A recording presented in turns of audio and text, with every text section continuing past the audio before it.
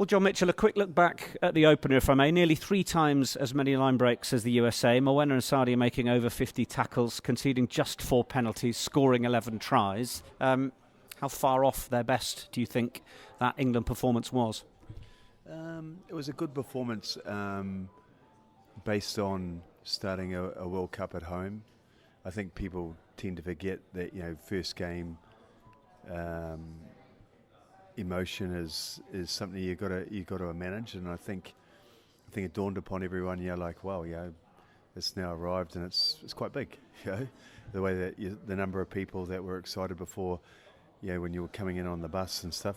So I thought the girls dealt with it really, really well. Don't think we were tactically smart in our first half, so we've done a little bit about fixing that. And then we really rock and rolled in that second half. We were quite devastating. I've heard some people talk about the fact that they were watching it with people, and maybe it was Hugo Monya talking about watching it with some boys who, although the scoreline started to blow out and maybe at that moment people might lose interest, the quality of the rugby was still at such a level it maintained engagement.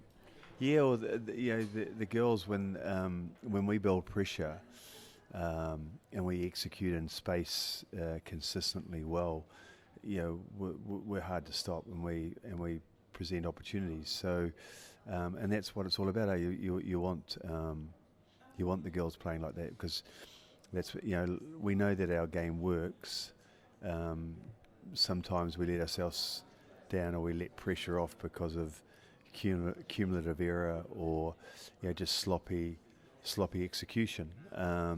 And as we know, to progress in this tournament, we're going to have to make sure that we keep maintaining our standards, and we and stay focused. So it's nice the girls have got like some money in the bank, some credits, and now the next group gets their chance to make the whole group proud, and they get their chance to express themselves. It wasn't a game without impact. Obviously, Captain Zoe Aldcroft now out for a couple of weeks. What can you tell us about the injury and how this team might miss her? Yeah, she took it from that bit of line speed collision from Zachary, is it, I think.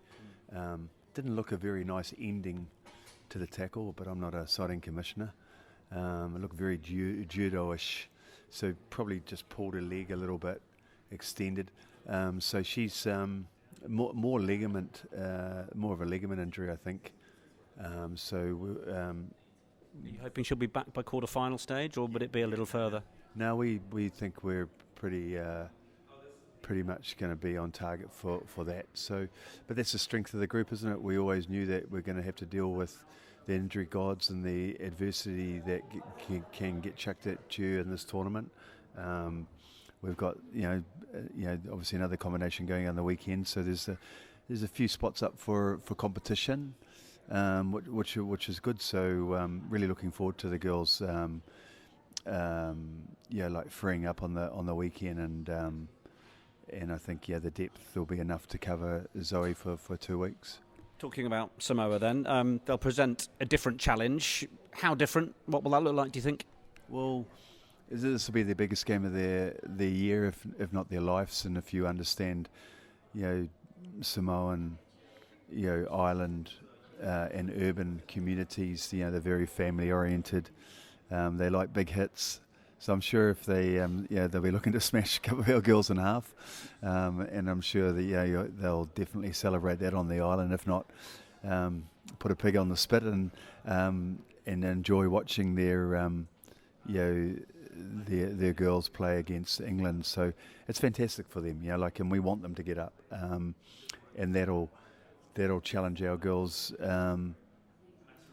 I'd like to say that that'll challenge us early, and I think once we settle down and we build pressure and make them work for longer, then we'll see opportunity. But we just got to make sure that we don't jump into fool's gold and chuck the ball around loosely and put it into space when it's not there, or a teammate's in a better position for a short pass. So yeah, all those things are going to challenge the girls tomorrow, but we'll certainly attack it. Always ask these girls to be ambitious. It's just their responsibility to learn how to be patient with it when they're in that space.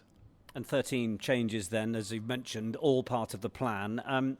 Why have you wanted these selections to be so well planned, even 2 to 3 months in advance, as some players have shared?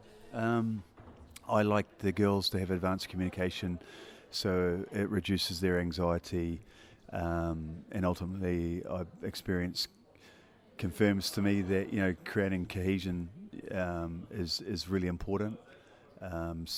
This group has, minus a few that played against Italy, Spain, but majority of them are there. So, to me, familiarisation and that cohesion and success builds belief. So this group that's going out on the weekend's got a lot of belief.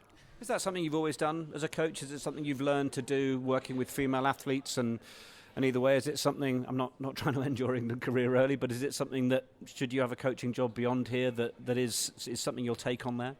Oh, definitely.